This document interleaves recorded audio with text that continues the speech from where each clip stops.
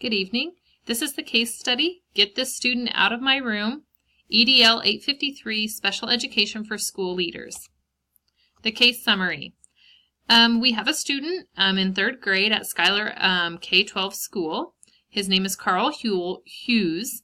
He's had some past behavior that have mainly showed up as some self-abuse, but it seems to be turning into some outward aggression. We also know that his parents had a divorce about 3 months ago, which may be affecting the behavior as well. The school staff, Susan Green is a first-year special education teacher. Miss Nancy Taylor is the 3rd grade classroom teacher. That is an experienced teacher. There is a superintendent that does cover the school 1 day a week. An assistant superintendent is also assigned to the school with a full-time teaching load, but is there for some paperwork and other needs as needed. There is a district special education coordinator, probably that serves in more of a consultant role, it feels, and there's some shared resource staff such as a school psychologist, nurse, and social worker. As far as the district demographics go, we know that this is a rural setting that's covering approximately 800 miles, so a fairly large area. Schuyler is one of 16 schools, and this specific district does have all levels, high school, middle school, and elementary.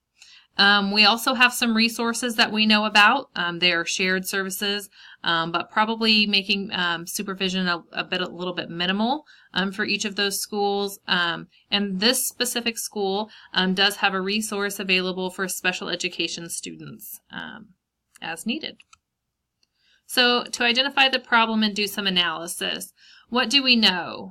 We know that the school, it appears, has limited resources.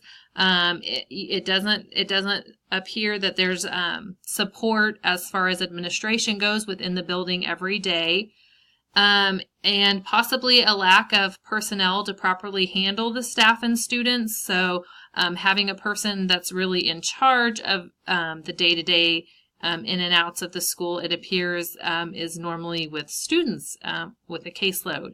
And we also know that there's a student, if not multiple students within the school, who need not only behavioral supports, but probably instructional and curriculum supports as well.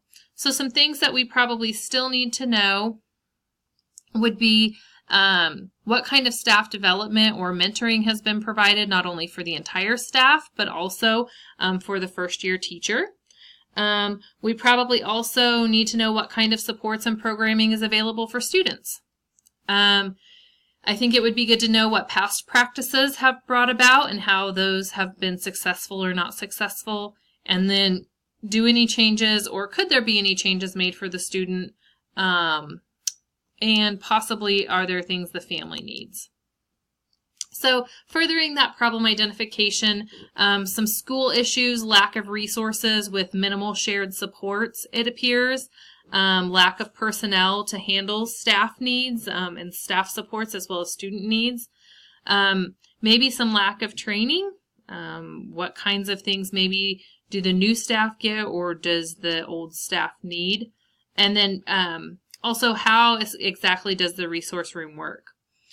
So people issues, we kind of focus here on just the special education teacher, the general education teacher, and then Carl, the student.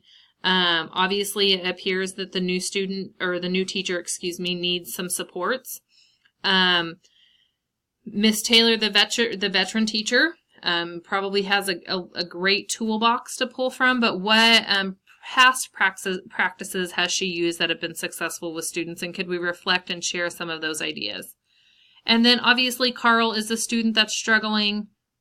It appears there have been some, if not traumatic things happening in the home, some adversity in his life, and so what maybe needs to look different for him while he's at school each day.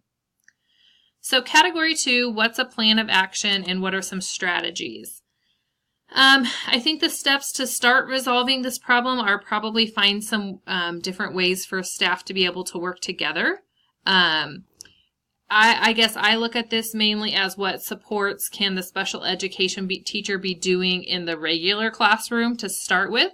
That kind of provides that least restrictive environment. Are there supports in that classroom that can be happening?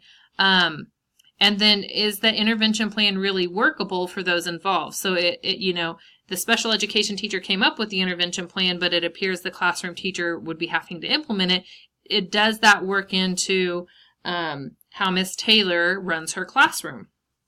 I also think that it would be important to start collecting some data on the students' behaviors. I know that it was stated that they were very sporadic, but if there was actually a way to quickly collect some of that data, could some patterns be found? So some more information is probably needed to start helping Carl self-monitor and self-regulate within the classroom. And the focus to resolve the main issue in this case study would be, let's focus on the students and what support he needs. So to start implementing some things, some questions that I would put out there is, could administration be reassigned, even if the main superintendent couldn't be at the school every day? Could there be a full-time or maybe even a half-time person that could be helping to handle some of the day-to-day operations and needs within the school? Another thing would be some staff training or a formalized mentoring system. I was thinking staff meaning all staff. Was there training that everyone could benefit from? And then as far as a formalized mentoring system, what supports are given to a first-year brand new teacher straight out of college with no experience? We know that's a tough place to be in, and so what kind of supports could be provided for her? Possibly trying to add in some dedicated team time or, student intervention type system or SIT team to review student needs, I think could be useful for the school. I had mentioned the data collection, that's, I think, going to be an important piece to helping the specific student. And then I think it's also important that you start looking at building those parental relationships and what kind of input and value can they bring to the table about their children. So resolve of the issues. So what is best for students? So if you're looking at all students, I think that some professional development may be a good idea, maybe realigning and refocusing on possibly some supports that all the staff could benefit from, therefore benefiting all students. I've listed a few there, looking at what kind of school-wide systems of support are in place, what kind of school-wide programming, looking at a positive behavior incentive support tiered method, looking at some trauma-informed school practices, maybe implementing some conscious discipline or restorative discipline type practices. So giving teachers some tools and some different ways of dealing with behaviors, I think, could be best for all students. As far as special education and regular education, that collaboration and team time, I think, would be needed. Specifically in this case, working and looking at that intervention plan for Carl. And lastly, I think what I would add here is parental and community supports. It seems like, I know this is just one family, but I think that anytime we can put supports in place for families, we're benefiting students and what comes to us every day. So what's best for Carl as the struggling student? I think that he probably needs some follow-up. It appeared that he was pretty down at the end of the meeting and didn't have a lot of answers. I kind of questioned if it was an appropriate meeting for him to be in, being a third grader. And so I think that some follow-up definitely needed to happen with the student, starting that data collection to try and find some patterns, or are there certain times of the day that he's struggling that maybe he could take a break or use the resource room. That one-on-one work, still that special education teacher hopefully working with him. Questioning, could the resource room, maybe he's not placed in there all day, as mentioned, but possibly there's just a few times throughout the day where he could use a timeout, refocus, and get back. Possibly implementing a school counselor or social worker as possible, or any outside community mental health resources. This is a lot for a third grader to process as far as a parental divorce, and so what resources could the student benefit from? And then I think continuing to work as a team to brainstorm ideas of things that would be useful for him. So debriefing the problem in regards to what I guess I was personally thinking, feeling, and valuing throughout this. I think that overall there's a large systemic problem with the way the district's set up, and I know resources are always limited and we have to do our best with that.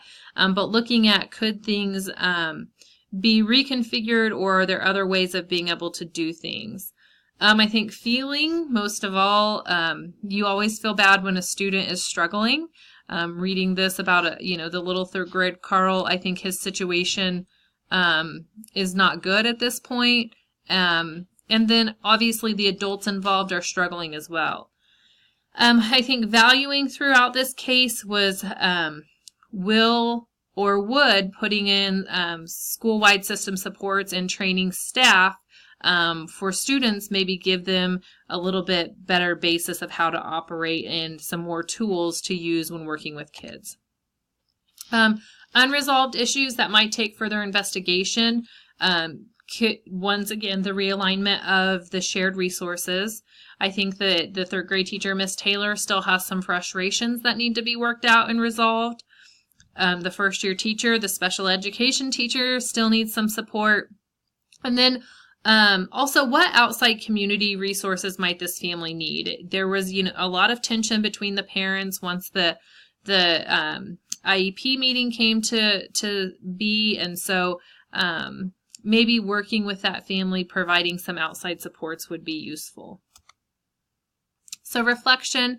So what would we do in this case to promote success for every student? I think an assessment of staff needs to get some of those school-wide systems in place. Once you get school-wide systems in place with the staff, they're obviously going to affect the students. That assessment then could guide and drive what professional development is needed, and then still working on individualized instructions and curriculum and what supports are needed for all students, not just Carl. So promoting the personal well-being of every student, a student-centered school. So operate by doing what is best for kids at all times. That's going to really, I think, promote the well-being. What are maybe looking at some of the overall parental or family needs of the school, and then getting some community resources, maybe bringing some of those in, pulling in maybe some outside resources if resources are limited within the school district. So really, what can we pull together to make sure we're meeting the social emotional needs and the well-being of every student in the school? And then to enhance instructional capacity, reevaluate the shared district resources. How can those maybe be used differently or more efficiently? The professional development comes up again here. I think not only are we looking at the needs of students, but what can be done curriculum and classroom-wise to really enhance the school and the needs within the school. And then maybe some team building as a staff. It seems like there's some frustrations still existing between the two teachers, and maybe doing some team building as a staff, as it appears there's new people that have come on board and people that have a lot of great experience to value. So I'm really looking at how to bring everything together. Thank you.